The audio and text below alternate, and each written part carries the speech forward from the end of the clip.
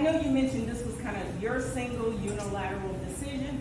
So as you knew there was some discord amongst elected officials, who should be seated, who should not, why was there not like prior communication and say, hey, can we get a Zoom party of Democrats, let's get together. There's an issue that we need to discuss and to figure out, you know, kind of before we got to this point.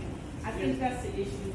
And then second question is kind of reviewing bylaws and things like that. What is the grievance process? How is it that the decision maker is just unilaterally yours?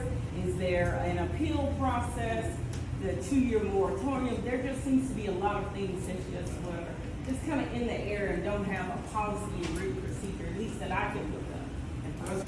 Let me go back to what I stated in my opening statement. I saw and read it that a resolution had already been issued that had not been complied with. Moving forward without compliance was a non-starter for me. So, hope that answers your question.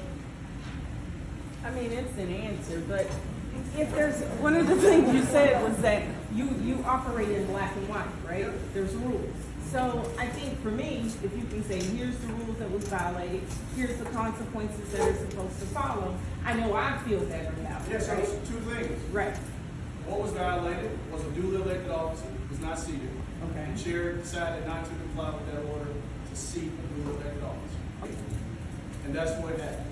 So how did the other officers get looped in? If it's the chair that said, I'm not going to comply, how did everyone else get Yeah, so I was told by my party affairs person that I believe, she told me, she said, I believe that some people on the executive, some of those officers were unaware that this was even happening. I don't think the chair shared it. Put it in black and white to me. Send me an email and say, I was not aware that this had gone on. I was unaware that you had sent this letter.